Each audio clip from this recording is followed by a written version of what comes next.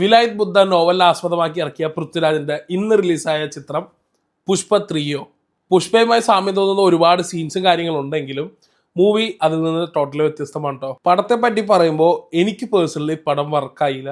ഒരുപക്ഷെ 178 മിനിറ്റ്, അതായത് 2 മണിക്കൂർ 58 മിനിറ്റോളം ഡ്യൂറേഷൻ വരുന്നത് കൊണ്ടാവാം പടം എനിക്ക് അത്യാവശ്യം നല്ല രീതിക്ക് ലാഗ് ഫീൽ ചെയ്തിട്ടുണ്ട്. എൻ്റെ കുറേ റിവ്യൂ വീഡിയോസിൽ ഞാൻ എടുത്തു പറയുന്ന ഒരു കാര്യമാണ് ജെയ്ക്സ് ബിജോയുടെ ബാക്ക്ഗ്രൗണ്ട് സ്കോർ ഒരു രക്ഷയില്ല. പക്ഷെ എവിടേക്കോ നമുക്ക് കണ്ടിരിക്കാനുള്ള ഒരു എൻഗേജിങ് ഫാക്ടർ എനിക്ക് നല്ല രീതിക്ക് മിസ്സായിട്ട് തോന്നി. ഈ മൂവിയുടെ സ്റ്റാർട്ടിങ്ങിൽ തന്നെ സച്ചി സാറിൻ്റെ ഒരു ഫോട്ടോ കാണിക്കുന്നുണ്ട്.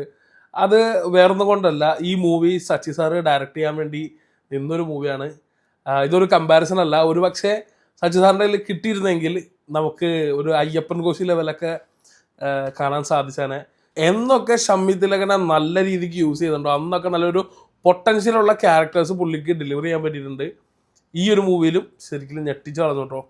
അപ്പോൾ നിങ്ങളെല്ലാവരും തിയേറ്ററിൽ പോയി കാണുക. കണ്ടിട്ട് നിങ്ങളുടെ അഭിപ്രായങ്ങൾ എന്തായാലും കമൻറ്റ് ബോക്സിൽ പറയുക കേട്ടോ.